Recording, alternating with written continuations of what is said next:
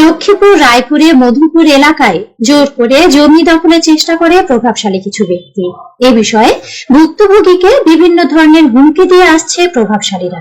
এ বিষয়ে ভুক্তভোগী স্থানীয় ব্যক্তিবর্গের কাছে গিয়েও কোনো সমাধান পায়নি। পরিশেষে বিষয়টি নিয়ে রায়পুর থানায় অভিযোগ দাখিল করে। অভিযুক্ত ব্যক্তি হলেন লাইলি বেগম।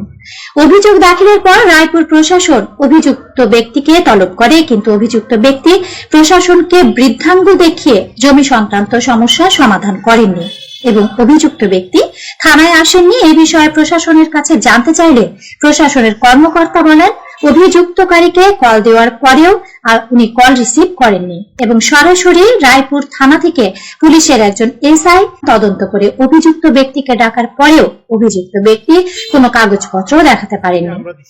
এ বিষয়ে ভুক্তভোগী সঠিক বিচার চেয়ে সুষ্ঠু সমাধান চান। সামনে যে জমি, এখানে আমার জমি প্রায় 3 ফিট জমি ছিল, খালি জায়গা আছে, আমি আমার ট্রেনের জমি।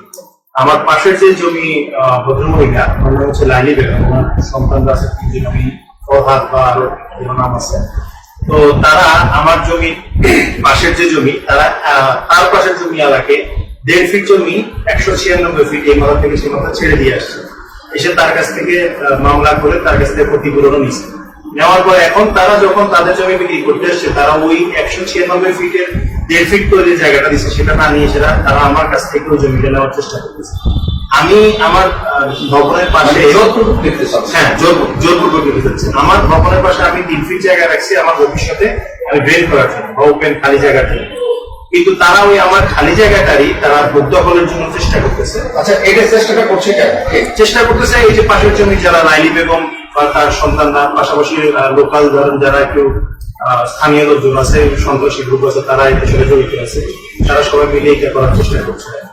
কিন্তু আমরা তো আসলে সাধারণ মানুষ, আমরা আসলে এইসব বিষয় নিয়ে তো ইয়া করতে চাইনি। আচ্ছা, এই বিষয়টি প্রশাসনের দ্বারস্থ হয়েছে? জি, আমরা থানায় অভিযোগ করেছি। অভিযোগ করার পরে থানা থেকে আমাদেরকে বলা হয়েছে বসবে, আমাদেরকে ফোন দেওয়া হয়েছে, আমাদেরকে জানানো, বাট ওরা কোনো রেসপন্স করছে না। আমরা থানার যে কর্মকর্তা আছে ওনার সাথে যোগাযোগ করছি, উনি বলতেছে তারা যোগাযোগ করছে না। তো আমরা চাচ্ছি এটা সুষ্ঠুভাবে একটা আইনের মাধ্যমে যেভাবে সমাধান হওয়া দরকার হোক, আর আমরা একটা সুষ্ঠু বিচার পাই, এটা আমাদের দাবি। লক্ষ্মীপুরের রায়পুর থেকে পরান মাহমুদ, সাহারা টেলিভিশন। সাহারা টেলিভিশন, সবার সাথে সব সময়।